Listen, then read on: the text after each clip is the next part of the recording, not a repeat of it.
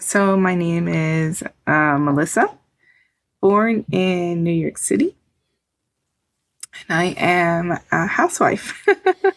Oh, I love Yeah, that. I think it's something that is not valued enough in our society. We have lost the beauty of the housewife and of being a mom and all that stuff. So, yeah, it's yeah. awesome that you do that. I think a lot of people have judgment whenever I hear that. I'm like, that is great that you have the opportunity and willingness to do it. So, anyway, thank you, Melissa, for being with me. I'm excited to talk to you. We've already had a couple conversations, and I just love talking to you for some reason. So, yeah, we'll Yeah. get going into your story. But I want to start, like I always do, in the very beginning. And with you, I think there's an important thing when it comes to your parents. So, do you mind kind of telling me about the faith that was in your family when you were, very young? Essentially, talk about your parents. Like, what did they believe? Because that typically kind of bleeds through to the children at a very young age. So, how was the faith in your home growing up? Thank you for asking that, Gabriel. Well, we believed in Jesus. I always knew Jesus is real, but I didn't have a relationship. I don't remember going to church continually or reading the Bible. I just knew of God. But I remember being very young and Mormons being in our lives for some time. I believe my sister was even baptized as a Mormon, but she also did a first communion as a Catholic. But there wasn't like consistency in there. We also went to Lutheran church for a time. And I was a little girl. I remember seeing like L. Ron Hubbard, a book next to my mother's nightstand. And I would ask her, what is it? She's like, oh, just a book, just a book. I guess I don't know if they were giving them out or what.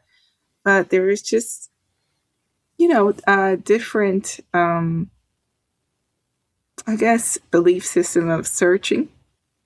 So, the L. Ron Hubbard book, the Lutheran Church gave that to your mom? I don't know how she got that book, but I just remember it wasn't until I was older that I was just putting things together and reflecting on things. I have no idea how she got it. I hope that's not the Lutheran Church. Yeah, I don't know how she got it. I think somebody, even in a family friend, invited her to the Lutheran church, and that's when we started going. For those who don't know, L. Ron Hubbard is the founder of Scientology, so it's kind of a odd thing. So anyway, let's actually dive into this because they were, I guess, little nuggets of the occult in your childhood. So can you explain how, like, when you were first introduced, not necessarily to the practices, but into the things when you first started seeing it? Like, how old were you, and how did that go? When I first started getting introduced to this, it started with just television. I remember going to my aunt's house and we would giggle about it. I didn't know who this man was, but that's the first memory I saw. This man dressed in these really vibrant looking robes, and he would have his hair and some makeup done, very, elaborate. And his name was Walter Mercado in Spanish. And he would give astrology readings. I didn't really understand what it was, but I know we would be like, shh, wait, listen. I didn't know what I was listening to until I got older. And that was my first memory. And second is on my own, starting to read magazines. And I would see the back of magazines. I don't know if they still do this, but they would put astrology readings. And I had no idea what that was. But then your horoscope, excuse me. And that's when I started like kind of teaching myself, oh, it gives you an outline. Your birthday's from here to here. I guess that's what you are. And that's when it really started as the early memories. And also where I lived, there was a lot of botanicas. You would go in there to buy Jesus statues, statues of different types. But I remember particularly the one where I lived that they would also have readings in there. Okay. So a lot of exposure, um, pretty young. When you're talking about being exposed to these things, I don't know if you said the age. If you did, I forget. I'm sorry. But how old were you? I would say as early as maybe 8 years old. Okay. And when you saw that, it seemed like you were interested. Was there a reason why that interested you? I think it just grew from there. I started going to school and meeting all different types of people, high school. And I met a friend, she's talking about, a curse that was put on her mother. And it started just opening an interest, right? And her mother passed away, unfortunately. And then she would tell me how she would go to a woman to put, maybe curses on somebody else. And, you know, um, I didn't quite understand, but knowing enough, just conversating and, uh, there was people in school, there was Satanists in school, just meeting different types of people. And that started building, just growing. I went to a friend's house and there was a Ouija board. I put my hand on a Ouija board, even though my mother had spoken to us about it, never to touch a Ouija board, because a cousin had used a Ouija board and things started happening in his home, activities. And I'm still really young. So I knew better because my mother warned me, but I went ahead and put my hands on a Ouija board and we played with it for a little time. And then from there, it started. I was invited to go get a reading, my first reading. And I was about probably 13 years old by this time, 13, 14. And this gentleman read, from what I remember, there was probably more to it, but he read shells. He threw these shells, seashells, on a table and gave me a reading. I wanted to know. I liked two boys in school, and he said, if you go with this boy, your life will be, and then he gave me a reading. If you go with that one, it will be better. I said, I'm not going to go with this one. It's a mess. Let me go with the other boy that he told me about, where things are going to be calmer. And it ended up a whirlwind. The boy that I chose, that was supposed to be, good for me, ended up being someone who sold drugs. I saw marijuana for the first time in my life. Very troubled. And I grew up in a troubled home. It was good, it was good. And when it was not good, it wasn't. Because my father had addictions to alcohol. So there was violence in my home at times growing up. And I'm now with someone who is violent himself, has been abandoned by his parents and sells drugs. So this just opened everything up. Yeah, I'm sorry this happened to you. It was almost predictable that the worst one would be the one that was that was suggested. But you talked about playing with the Ouija board.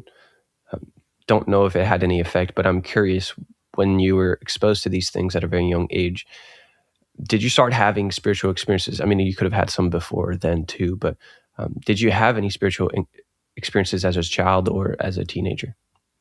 As a child, I did have spiritual experiences before even this Ouija board, because in my home there was a lot of violence with my dad. If it was 8 o'clock at night and he wasn't home, I knew trouble was coming. And my dad would speak in just different voices and just be very aggressive. And I remember my sister wetting the bed until she was, I don't know, maybe 12.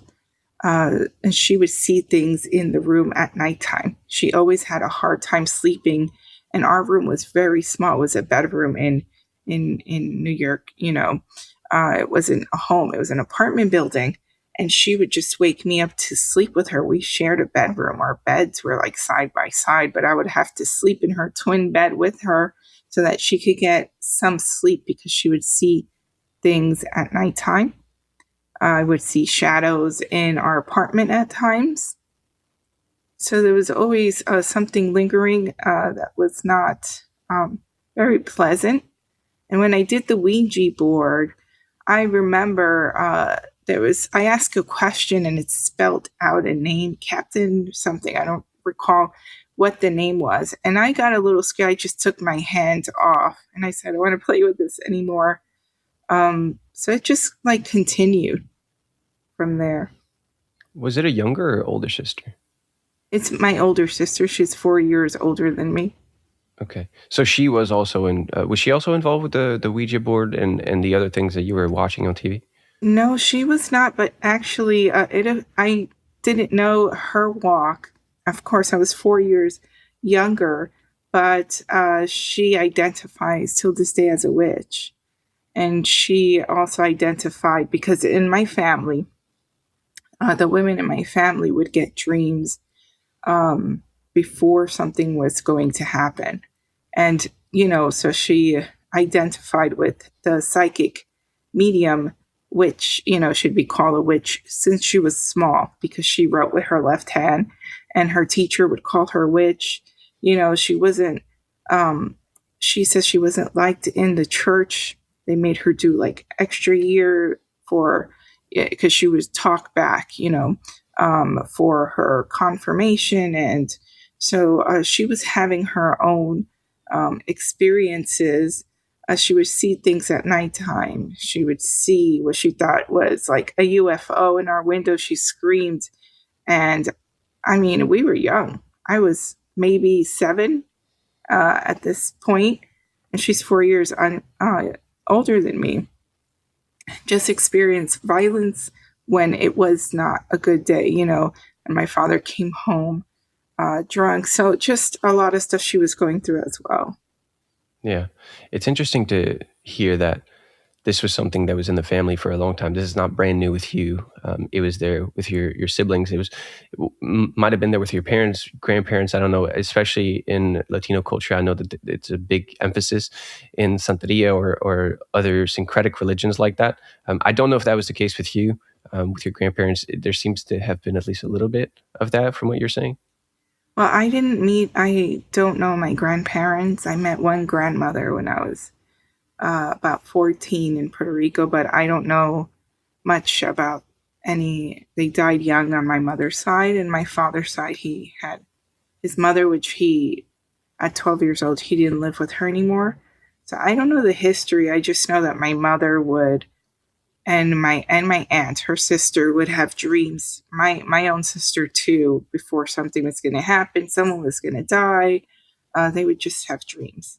But they weren't doing that intentionally. They weren't trying No. to do that. No, they were Okay. not trying to do that. It was just something that would happen. Okay.